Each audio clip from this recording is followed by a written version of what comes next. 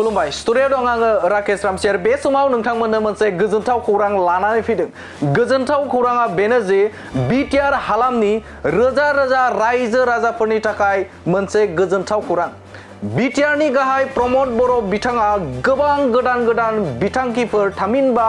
बे समाव आसनि बिथाङा फोसावदों बे समाव नोंथांमोननो मा आसनि बिथाङा फोसावदों आरो फैबाय थानाय समाव माबे बिथांखिखौ लानानै बिटिआर हालामनि रायजो राजाफोरनि थाखाय मोजां रादाब बिथाङा होदों बे समाव नोंथांमोननो डिसप्लेनि गेजेरजों बड'लेण्ड बुब्लिनि डिसप्लेनि गेजेरजों बिथाङा मा बुंदों बे समाव नोंथांमोननो बे समाव बड'लेण्ड बुब्लिया लाबोदों नंगौ बे समाव नोंथांमोननो मोनसे बिग आपडेट बड'लेण्ड बुब्लिया लाबोदों 5,000 राङै अनसाय बिथांखि आसनिनि गेजेरजों बिटिआरनि रोजा रोजा गोरिब नखरफोरनो मोननो हासिगोन रां नंगौ बे समाव नोंथांमोननो मोनसे गिदिर खौरां बड'लेण्ड बुब्लिया बे समाव लानानै फैदों 5,000 राङै अनसाय बिथांखिनि आसनिनि गेजेरजों बिटिआरनि रोजा रोजा गोरिब नखरा मोननो हासिगोन बे समाव रां नंगौ बे समाव नोंथांमोननो मोनसे गिदिर खौरां बड'लेण्ड बुब्लिया लानानै फैदों बे अनसाय बिथांखिनि गेजेरजों गोरिब नखर 5,000 करै बोरै गोरिब नखरफोरा 5,000 करै रां मोननो हासिगोन जोबोदनो गोजोनथाव खौरां बे 9,200 फरायसाफोरनोबो गियाननि सोरां बिथांखिनि गेजेरजों 5,000 रां होनाया सोलिगासिनो बे समाव मोनसे बिग आपडेट 9,200 गासै फरायसाफोरनो गियाननि सोरां बिथांखिनि गेजेरजों 5,000 रां होनाया सोलिगासिनो बे समाव मोनसे फरायसाफोरनि थाखाय बिटिआर हालामनि साफ्रोमबो फरायसाफोरनि थाखाय बे जोबोदनो गोजोनथाव खौरां दे गियाननि सोरां बिथांखिनि गेजेरजों गासै 9,200 फरायसाफोरनो जे बे समाव अनसुंथाइ होनाय 5,000 करै अनसुंथाइ होनाय बेयो सोलिबाय दङ नोंथांमोननो मोनसे गिदिर खौरां बड'लेण्ड बुब्लिया बे समाव होबाय थादों नंगौ बे समाव मोनसे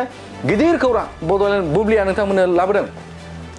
गोरबोआव थानाय आइजोफोरनि थाखायबो मोजां खौरां फोसावदों बिटिआर सरकारा बे जोबोदनो गोजोनथाव खौरां दे बे गोरबोआव थानाय जे आइजोफोर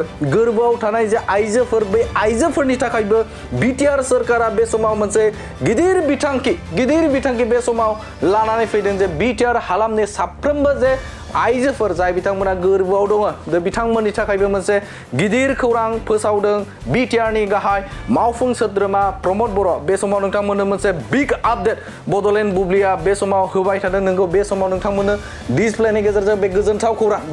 खौरांखौ नोंथांमोननि गेजेराव बड'लेण्ड बुब्लिया होबाय थादों खम समनि गेजेरावनो आइ अनसाय बिथांखि आसनिनि गेजेरजों जायफोर गोरिब थाखोनि आइजोआ गोरबोआव थानाय बिथांमोना दानफ्रोमबो मोननो हागोन 1,000 रां नंगौ मोनसे गिदिर खौरां बे समाव नोंथांमोननो मोनसे गिदिर खौरां बिग आपडेट नोंथांमोननि गेजेराव बड'लेण्ड बुब्लिया होबाय थादों खम समनि गेजेरावनो आइ अनसाय बिथांखिनि गेजेरजों आसनिनि गेजेरजों जायफोर गोरिब थाखोनि आइजोआ गोरबोआव थानाय बिथांमोना दानफ्रोमबो मोननो हागोन 1,000 रां गोरबोआव थानाय जे आइजोफोर गोरिब थाखोनि जे बिथांमोना 1,000 रां मोनगोन होननानै बे समाव बिटिआरनि गाहाय मावफुं सोद्रोमा प्रमद बर'आ खौरां मेलनि गेजेरजों फोसावदों बे जोबोदनो बिटिआर हालामनि थाखाय बे गोजोनथाव खौरां आरो गोजोनथाव खौरां बेनो जे आइजोफोराबो बे समाव उन जानानै थाखो बिथांमोनखौबो रांखावरिनि थाखाय गोबां जेंनाजों गोग्लैनो गोनां जायो भुगिनो गोनां जायो बे समाव बे बिथांखि लाबोदों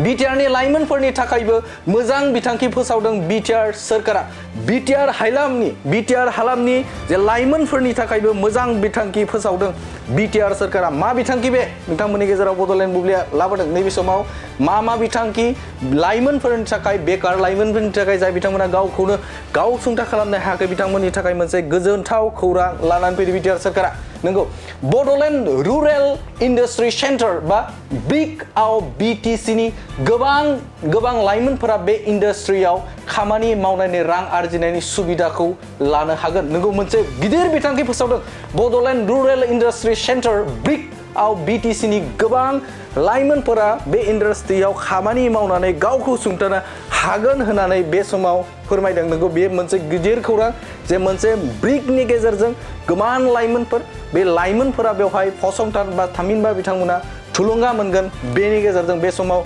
बिटिआरनि गाहाय मावफुं सोद्रोमा मोनसे खौरां मेलनि गेजेरजों बे बाथ्राखौ फोसावनायखौ नुनो मोनदों नंगौ बे समाव नोंथांमोननो गिदिर खौरां फोसावदों बे समाव नोंथांमोननो मोनसे बिग आपडेट नोंथांमोननि गेजेराव BTR नि गाहाय मावफुं सोद्रोमा प्रमद बरुवा बुंनाय बे बाथ्राखौ नोंथांमोननि गेजेराव लाबोबाय थादों लोगोसे बड'लेण्ड डेभेलपमेन्ट प्लेन बिथांखिनि गेजेरजों गंफ्रोमबो VGDC नि जेंनाफोरखौ सुस्रांनायनि थांखि फोसावदों नंगौ बे समाव गोबां VGDC गोबां जेंनाजों मोगा-मोगि जानांगौ गोनां जायो आरो बेखौ लानानैनो बे समाव मोनसे बिथांखि फोसावदों लोगोसेनो बड'लेण्ड डेभेलपमेन्ट प्लेननि बिथांखिनि गेजेरजों गंफ्रोमबो VGDC नि जेंनाफोरखौ सुस्रांनायनि थांखि फोसावदों बे समाव BTR नि गाहाय मावफुं सोद्रोमा प्रमद बरुवा गोबां जेंनाफोरखौ खना खनला जेंना जानाय VGDC आव जेंना जानाय बेफोरखौ सुस्रांनो थाखाय बे समाव बिथांखि फोसावदों बे समाव बेफोर बिथांखिफोरखौ BTR नि गाहाय मावफुं सोद्रोमा बे गाहाय मावफुं सोद्रोमा बे बिथांखिफोरखौ फोजोबदों आइजोफोरनि आयखौ गोजौ फारसे दावगालांहोनो थाखाय लाखपति महिला बिथांखिबो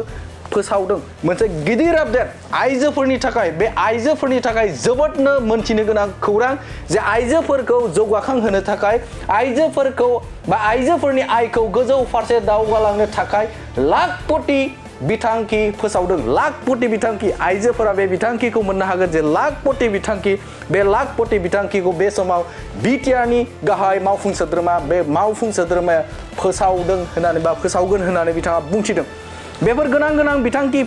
BTR नि मुलाम्फागिरिफोरा थाबैनो मोननो हागोन होननानै फोसावदों BTR नि गाहाय मावफुं सोद्रोमा प्रमद बरुवा बेफोर बिथांखिफोरखौ बे गोनां बिथांखिफोरखौ बे समाव BTR नि गाहाय मावफुं सोद्रोमा प्रमद बरुवा बे समाव फोसावनायखौ नुनो मोनो थारैनो नंगौ बेफोर गोदान जे बिथांखिफोर बे बिथांखिफोरखौ BTR नि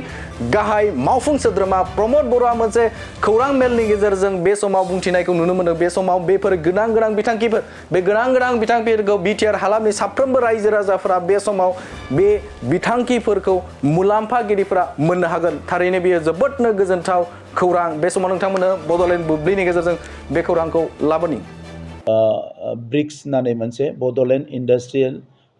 रुरेल इन्डास्ट्रियेल सेन्टार जों गायसननो नागिरदों जेरावनोखि रोजा रोजा लाइमोनफ्रा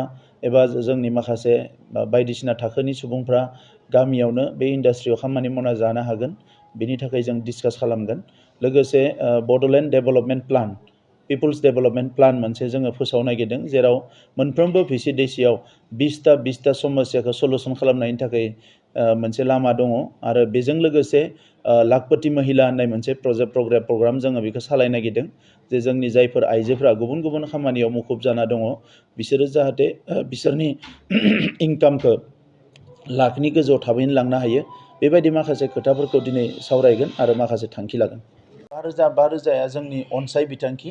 गियान सोरां बिथांखि अनसाय बिथांखि बेफोर बिथांखिफ्रा जोंहा सोलिगासिनो दङ आरो अनसाय बिथांखिनि गेजेरजों 9,200 फेमिलिया 5,000 करि मोनो आरो गियान सोरां बिथांखिनि गेजेरजों 9,200 फरायसाफ्रा 5,000 करि बेवहाय मदद मोनो दा बे प्रजेक्टआ कन्टिनिउ सोलिबाय थागोन आरो दिनै जोङो मोनसे प्रजेक्ट आरोबाव लाबोनो सानदों बेयो जाहैबाय जायफोर हाई रिस्क प्रेगनेन्ट जोंनि ओनसोलाव दाबो माखासे प्रेगनेन्ट आइजोफ्रा प्रेगनेन्टनि समाव बिथांमोना जिउ गारनो गोनां जायो आरो जि गथ' गोरलै जोनोम होनो गोनां बे खुदियायाबो जिउ गारनो गोनां जायो बेखौ नोजोर बोनानै जोङो आइ अनसाय बिथांखि दिनै जों सावरायगोन आरो हयथ' दिनैनि इसेयावनो जों बेखौ पास खालामगोन आरो बिनि गेजेरजों जे जायफोर गोरबोआव थानाय आइजो जायफोरखौ हाई रिस्क होननानै गभर्नमेन्टनि हेल्थ डिपार्टमेन्टआ आइडेन्टिफाइ खालामो बिसोरनो जोङो मासाव 1,000 करि होनाय जागोन जायफोर BPL फेमिलिनि आरो हाई रिस्क माने वुमेन आरो बिथांमोना 6 मास जोनोम जानायनि सिगाङाव आरो 4 मास जोनोम जानायनि उनाव गथ'खौ केयार लानो थाखाय मासाव 1,000 करि BTR गभर्नमेन्टनिफ्राय बिथांमोना रां अनसुंथाइ मोनगोन बेखौ एकाउन्ट खुलिनाय जागोन जेब्ला सासे आइजोखौ प्रेगनेन्ट आइजोखौ हेल्थ डिपार्टमेन्टआ हाई रिस्क होननानै फोसावगोन आरो बियो गोरिब न'खरनि जागोन अब्ला बिनि सायाव जोङो एकाउन्ट खुलिनानै मासे बिनि एकाउन्ट्सआव बेयो फैसाया थांगोन आरो बिथांमोना कम्पालसरि इन्स्टिटिउसनेल डेलिभारि जानांगोन मानोना गोबां जोंनियाव दाबो गामि गफायाव बायदिसिना अजा बेजा नायनानै मालाबा आइजोफ्रा इन्स्टिटिउसनेल डेलिभारि खालामा फैसा गैया बायदिसिना होननानै ओंखायनो जों फैसाखौ होनो सानदों आरो बेवहाय फैनानै जाहाथे हस्पिटालाव डेलिभारि जायोबा बायदिसिना जेंना थायोबा बे फिसा जेंनाखौ डक्टरफ्रा नायनानै मोजां डेलिभारि खालामहोनो हायो दा बेखौ नोजोर होनानैनो जों बे बिथांखिखौ लानाय जादों बङाइगाव सापागुरि र'डआव थानाय मेगना हुन्डाइ श'रुमा लानानै फैदों नोंथांमोननि सेराव फुजानि स्पेशेल अफार। ग्रेन्ड i10, नियस, i20, N-लाइन, अरा, भेरना, अल्काजार बेफोर समायना गारिफोर फुजानि स्पेशेल अफारा फैगौ 30 सेप्तेम्बरसिम थागोन। 50,000सिम गारि लानानै गारि अफार नोंथाङा मोनफुंनो हागोन। अब्ला मानोथो गोबाव खालामनो, थाबैनो नोंथाङा बङाइगाव सापागुरि र'ड एबा लामा सेराव थानाय मेगना हुन्डाइ श'रुमाव नोंथांनि फसायनाय गारिखौ लाहैदो। गोबां मिथिनो थाखाय नैबे जानबुं नाम्बार 9101093856 8011827497 70027967336 70026948111 आव खौरां लाहर। मेगना हुन्डाइ श'रुम